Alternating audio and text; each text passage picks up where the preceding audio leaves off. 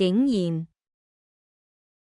竟然和居然都是副詞，用來表達出乎意料、驚訝的感覺，意思很像，通常可以互換，但有微妙差別。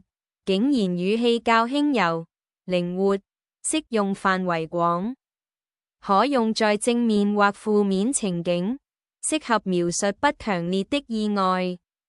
例如，他竟然準時來了，這一句帶點驚喜的感覺，居然語氣較重、強烈，常帶負面或不屑，強調沒想到、不可思議的感覺，特別適合用在壞事或描述大反差時。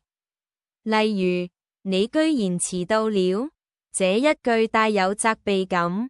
總之，竟然更通用、輕鬆，居然更戲劇化、負面傾向。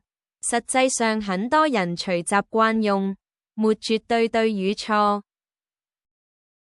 It translates to English as, unexpectedly, surprisingly, to one's surprise, or, actually, it adds a tone of surprise or disbelief to a situation.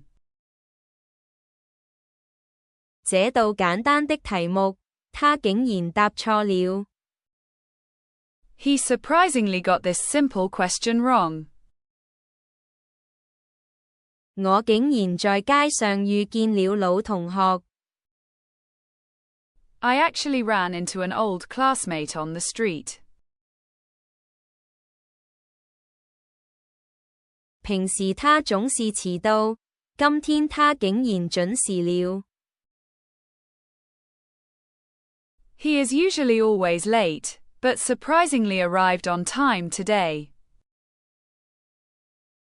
在這句平時他總是遲到，今天他竟然準時了中，可以用居然取代竟然，變成平時他總是遲到，今天他居然準時了。